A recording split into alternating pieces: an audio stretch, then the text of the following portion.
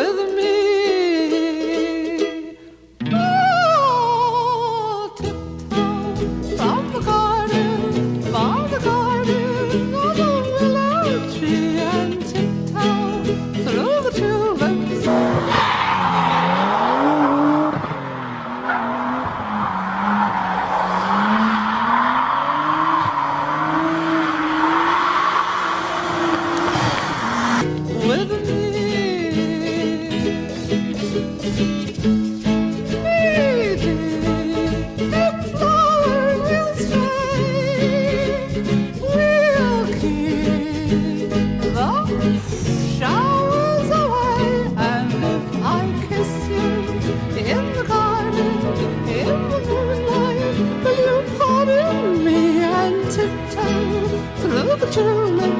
With me.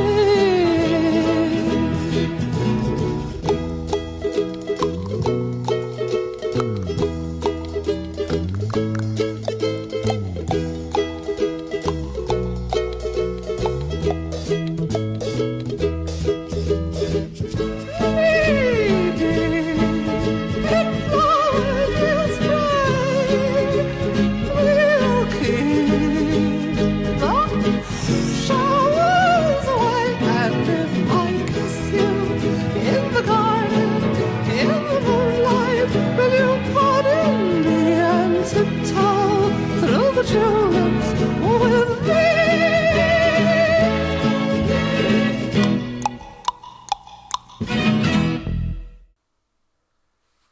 Fuck's sake, Microsoft!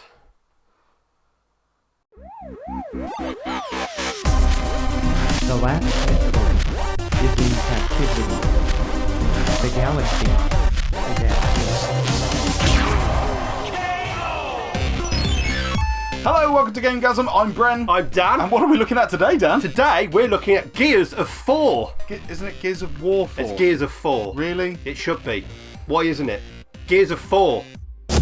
25 years after our world was ripped apart from the inside, we had peace. But then, those we loved were taken. Mom! And everything changed. The biggest problem that the Coalition are going to have is that they're not epic games. No Cliffy B. Ooh, pressure much. So it's to be applauded that they've even released a full-blown sequel to one of the last generation's most beloved trilogies. It's also a big deal for Microsoft, after the lukewarm reception and sales of the Xbox One to date, and the less than great Halo 5, they need this. They need this. So, let's get this out of the way right now. This isn't a sequel that follows on from the stellar trajectory of the original trilogy. But it is a great first chapter in a new trilogy, kind of Gears 1 for the new generation.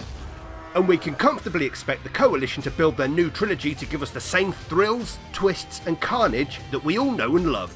Epic may not be driving this, but Rod Ferguson has directed it, after being the executive producer and director of development at Epic until 2012. Plus, this is from the same team that bought us Gears of War Ultimate Edition, so they both understand the complexities of programming the series and the hardware on which it runs. It's both good to know and comfortably visible on screen that there's some of the original Epic DNA flowing through this game. The game starts with a trip back in time, a cleverly disguised tutorial no doubt, designed to get new players up to speed with the story. Still, some very familiar characters show up within moments of hitting start, and getting to play through and experience important moments that were only previously mentioned is a real pad-pulsing treat. Immediately, when you take control, you feel like you're back in the Gears universe. The Coalition have mastered both the controls and atmosphere of the series, and within moments of starting out you'll feel as if you've never left this world. Roadie running into cover is like putting on a comfy pair of old shoes, without the smell. The only obvious difference is how much better it looks. The Unreal 4 engine is being pushed hard and delivering the goods. It's nice to see the trademark gore and explodey head-popping blood animations are here and complete. And improved somewhat too. The very first part of the game is basically a great big welcome home bro-shaped fist bump. It's set 25 years after the events of the third game, and it would appear the countermeasure that ended the Locust and Lambert incursion ended a lot more too. Humanity is out of fossil fuels. Cities are walled off enclosures that nobody is allowed to leave, presided over by the cog of old and under martial law. Some people, however, have left and attacked the cities to garner supplies for their outposts. They're known as outsiders. Clearly, survival on Serra isn't all it's cracked up to be. You play as JD Phoenix, son of Marcus Phoenix and Anya from the Legacy series, along with his friends Del Walker and Kate Diaz. Surprisingly, you're actually fighting the Cog in the earlier stages of the game, but what starts off as a story of human factions warring with each other quickly escalates when a new foe known as the Swarm attacks what's left of humanity. There's nothing like a common threat to unite former enemies, eh, Russia? As stated, the earlier portion of the game is fighting these cog-style robots. This apparently annoyed some people, but really I couldn't see the problem as, well, I'm shooting stuff and it's awesome. Despite being robots, they function the same way and are just as fierce as the Locust. Also, seeing as you've spent all the other games being the cog, would it really sit well with players to be suddenly killing off human cog soldiers? No, it had to be robots. Just go with it, it's fine. Some reviewers have cited that it takes a while to get going and the pace is slow to begin with, but I don't really understand that, as it literally drops you into some incredible battles right from the get-go, in the form of flashbacks. Once the dust has settled on the thumping prologue though, the game slows a little to introduce the new characters, but every part of it is just as engaging, interesting and visually stunning as the rest. And the new characters are very likeable. There's a good sense of camaraderie, and the witty banter between them often offers some laugh-out-loud moments. Let me handle this. Citizen, you are not authorized. No citizens here. The script is very well written, and the dialogue flows whether in a cutscene or through normal play. If you've never played a Gears before, the closest reference to this style of storytelling would be the likes of the Uncharted series. There are some new threats in the Gears of War universe in the form of weather! We've seen a bit of this before in the past with avalanches causing whiteouts and things like emulsion levels rising up and covering parts of the play area.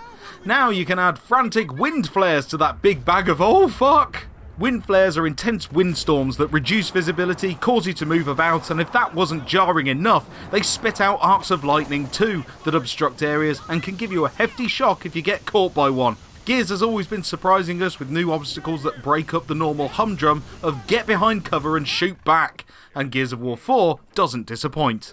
Interestingly, in the campaign you will experience a new mechanic that is mainly used in the new Horde mode. A part of the story requires the use of a fabricator, and you spend money or points to buy base defences, different types of turrets and barricades to help you fend off waves of bad guys. I guess they popped it in the campaign as a sort of tutorial to set you up for some serious Horde mode in the future, as it doesn't crop up often at all throughout the rest of the story. We don't often salute Microsoft these days, at all. But we must do so here purely for the fact that this disc comes with not just Gears of War 4, but also contains the original trilogy and Gears of War Judgment as well. The entire history of the series, plus the brand new chapter all in one neat package. Smart move, Xbox. They're obviously taking the future of the series seriously, even going as far as recruiting the composer from Game of Thrones to do the soundtrack. We can only hope that the future of the Gears series also features Kinect functionality. That was a joke, I hate the fucking Kinect. We've awarded this a GameGazm 10! I know, shocking as that is, but I simply can't find a fault with it. It's the game I've been waiting for, the reason I bought the Xbox in the first place. It was one of the major reasons I fell in love with the 360, and it's firmly put its cog boot down and wowed me again 10 years later. It truly is a must-own game, and one that will bring us another generation-defining trilogy.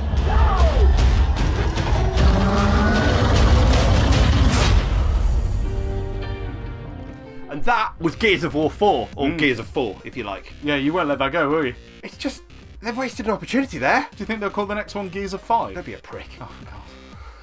Anyway. Yeah, it was a great game. It was good fun. And I know that they've said already, as long as this one doesn't do badly, and I really don't think it will. No. Microsoft are on board for another sequel. They can take it forward. You know, the work they've done on this game, they can build on that. They've made a great start. The Coalition have done really well, so they should just let them have it. I mean, they've proved themselves, really. Yeah. It was like they cut their teeth on this one. Yeah, and, they really did. They practiced on Gears of War Ultimate Edition, and then they came out with this, and it's great. Without wanting to be unkind, a lot better than I was expecting. Yeah. Delighted. Highly recommended. Totally got the stamp of approval from us both. 10. We don't give out those often, but yeah, this one's very deserving of it. But sadly, that's all the time we've got for this video review. I hope you enjoyed it. If you did, don't forget to hit the like button and also subscribe if you haven't already, because we love you know, building up our fan base, hearing from you guys. So make sure you leave us a comment as well, and Do it. do it, and let Dan know if Gears of 4 should be a thing. It's a better name. You'll all be doing it tomorrow. Yeah. We'll be saying it. Gears of 4. Too late now. You can't unwatch this. Yeah, that's it. Gears of 4. Gears of 4. Gears of 4. Anyway, I've been Brent. I've been Dan. And we've been GameGazm.